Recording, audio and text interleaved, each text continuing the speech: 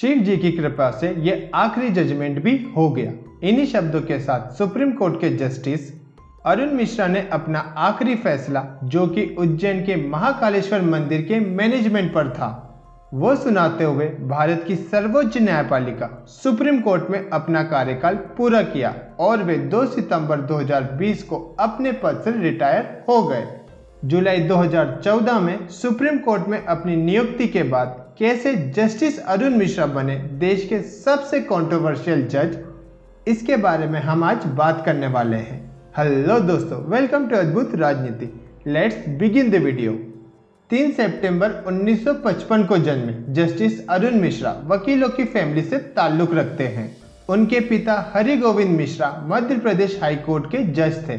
1978 से 1999 तक जस्टिस अरुण मिश्रा बतौर lawyer constitutional, civil, industrial, service और क्रिमिनल मामलों में प्रैक्टिस किया करते थे।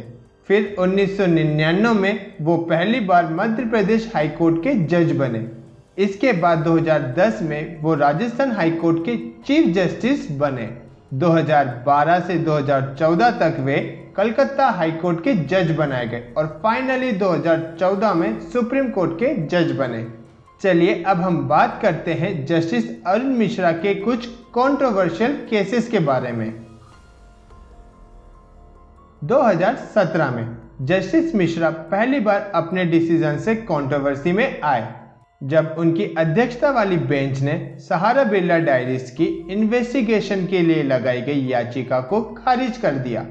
मामला ये था कि 2013 में इनकम टैक्स ऑफिसर और सीबीआई आदित्य बिरला ग्रुप के ऑफिसेस के कुछ डॉक्यूमेंट्स जब्त करती है, जिसमें अलग अलग पॉलिटिशियंस को दिए गए पैसों की एंट्री थी। पर ये जब्त किए गए documents income tax office CBI को नहीं सौंपता है, जो कि आगे इस केस की इन्वेस्टिगेशन करने वाली थी। इसीलिए 2015 में कॉमन कॉज नाम का एक एनजीओ सुप्रीम कोर्ट में इस पूरे मामले की जांच की मांग करते हुए याचिका दायर करता है। पर 2017 में जस्टिस अरुण मिश्रा और अमित्व रॉय की बेंच कॉमन कॉज की याचिका ये कहते हुए खारिज कर देती है कि इतने बड़े संवैधानिक पद पर बैठे हुए लोगों की जांच लूज पेपर यानी कि अविश्वसनीय कागजों पर भरोसा करते हुए नहीं की जा सकती। लैंड एक्विजिशन या भूमि अधिग्रहण केस के डिसीजन शुरू से लेकर आखिर तक जस्टिस अरुण मिश्रा के जजमेंट पर क्वेश्चन खड़ा करते हैं। अक्टूबर 2019 में अरुण मिश्रा ने 5 जजों की कॉन्स्टिट्यूशनल बेंच से हटने के लिए मना कर दिया था। ये constitutional bench land acquisition bill 2013 पर दिए गए पिछले 2 डिसीजन सही थे या गलत, और 2018 में अरुण मिश्रा द्वारा इस केस में दिया गया वर्डिक्ट सही है या गलत, इसे भी देखने वाली थी। इंडियन गवर्नमेंट 2013 में नया लैंड एक्विजिशन बिल लाई थी, जो कि 1894 के लैंड एक्विजिशन बिल में नए सुधारों के साथ लागू किया जाने वाला था।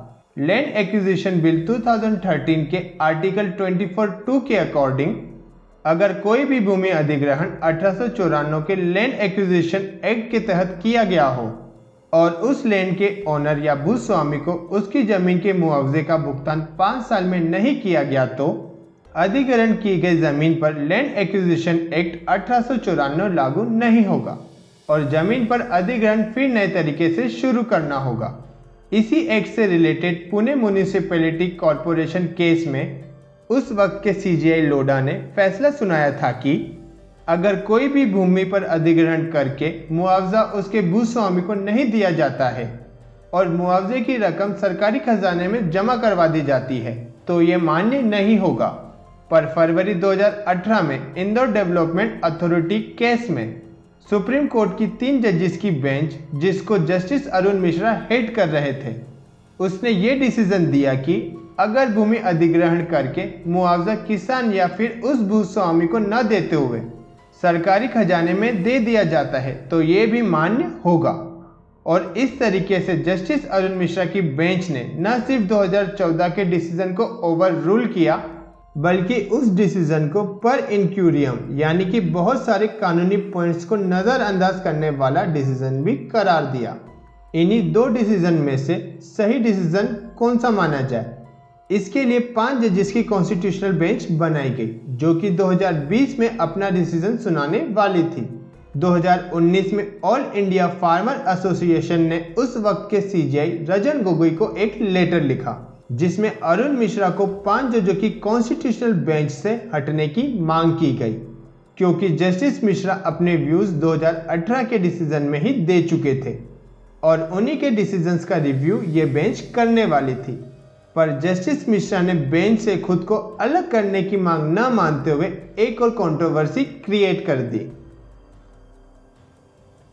जुलाई 2019 में अरुण मिश्रा के नेतृत्व वाली 2 जजेस की बेंच ने गुजरात के पूर्व गृह मंत्री हिरेन पांड्या मर्डर केस में 12 लोगों को उनकी हत्या का आरोपी घोषित करते हुए गुजरात हाई कोर्ट के फैसले को ओवररूल कर दिया, जिसमें गुजरात हाई कोर्ट ने इन सभी 12 लोगों को बरी कर दिया था। 2003 में गुजरात के तत्कालीन होम मिनिस्टर हिरेन पांड्या की गोली मारकर हत्या कर दी जाती है।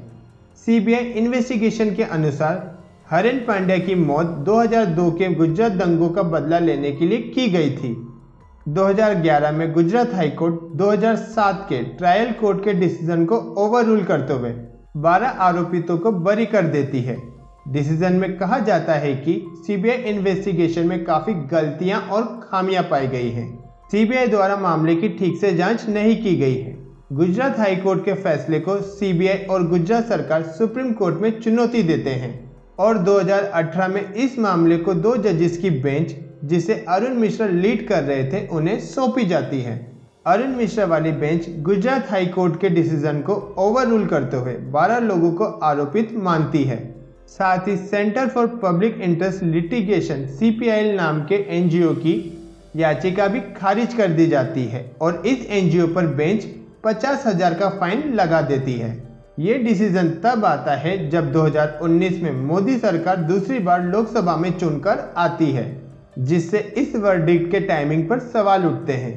कई लोग ऐसा मानते हैं कि अगर इस पॉलिटिकली सेंसिटिव केस का वर्डिक्ट पहले आ जाता तो ये लोकसभा चुनाव पर असर डाल सकता था। जस्टिस अरुण मिश्रा की अगुवाई वाली बेंच ने सुप्रीम कोर्ट के 2 सीजेआई की रेपुटेशन बचाने में भी एक अहम रोल अदा किया है।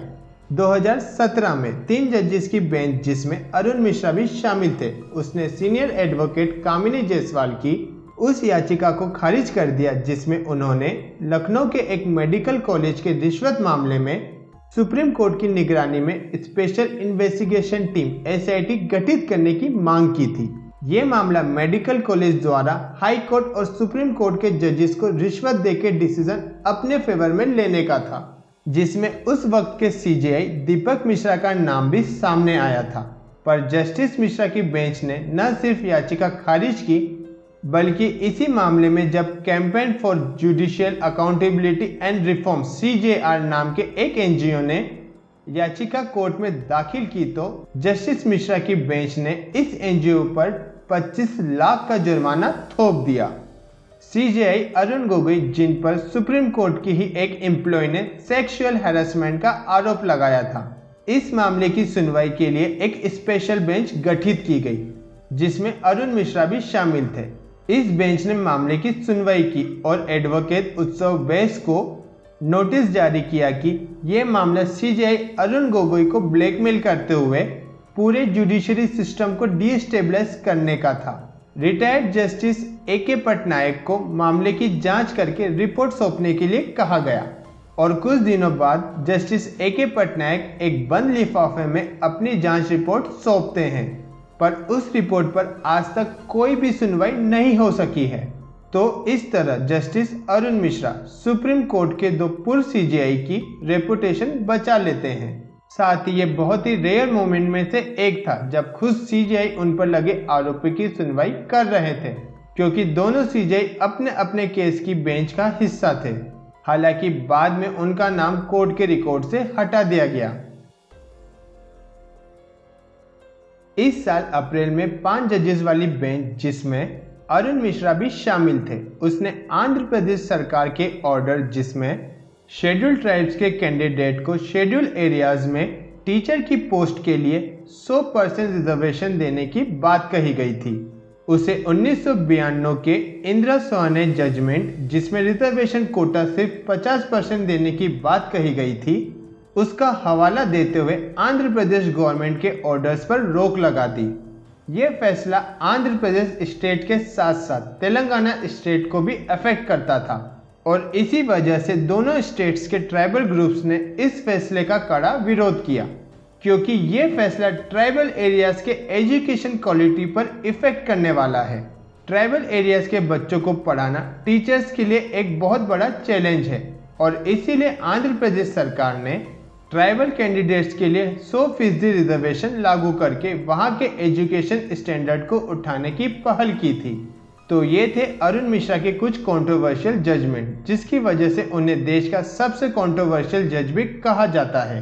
इनके अलावा प्रशांत भूषण के कोर्ट की अवमानना के केस में उन्हें 1 रुपये की सजा देना हो या फिर टेलीकॉम कंपनीज को उनके adjusted gross revenue AGR dues, जो कि पिछले 20 साल से सरकार को नहीं दिए गए, उसके लिए उन्हें अगले 10 साल का टाइम देना, इन सब डिसीजन से जस्टिस अरुण मिश्रा जाते जाते भी हेडलाइंस क्रिएट कर गए।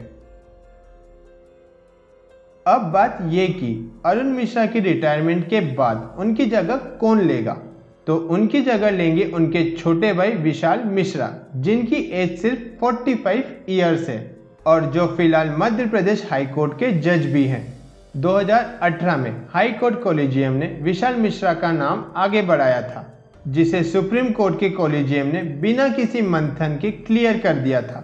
इंडियन जुडिशियरी में जज बनने के लिए कम से कम उम्र 45 साल होनी चाहिए और विशाल मिश्रा का नाम जब क्लियर हुआ था तब उनकी एज 45 साल नहीं थी, पर सुप्रीम कोर्ट के कॉलेजियम, जिसमें तब के chief justice of India Ranjan Gogoi, justice S.A. Bobde और N.V. रमन्ना ने विशाल मिश्रा के नाम पर हामी भरते हुए कहा कि हम विशाल मिश्रा की एज पर दिए गए हाई कोर्ट के जस्टिफिकेशन से सेटिस्फाइड है। पर हाई कोर्ट कॉलेजियम का जस्टिफिकेशन क्या था, ये कभी भी बताया नहीं गया। इससे ये पता चलता है कि न सिर्फ बॉलीवुड पर नेपोटिज्म हमारी जुडिशरी सिस्टम में भी है। बॉलीवुड के नेपोटिज्म से हमें ज़्यादा फर्क पड़े या ना पड़े, पर जुडिशरी सिस्टम में नेपोटिज्म हमारे देश के लिए बहुत खतरनाक है। तो फ्रेंड्स, आपको क्या लगता है, जस्टिस अरुण मिश्रा देश के सबसे कंट्रोवर्शियल जज थे या नहीं? अपने व्यूज कमेंट करके बताइए। साथ ही इस वीडियो में बताई गई कोई भी इंफॉर्मेशन मेरे पर्सनल व्यूज नहीं है। ये सभी इंफॉर्मेशन लिखे हुए आर्टिकल और इन केसेस के डॉक्यूमेंट्स के अकॉर्डिंग है। If you like the video, please share and subscribe to my channel. जय हिंद, जय भारत।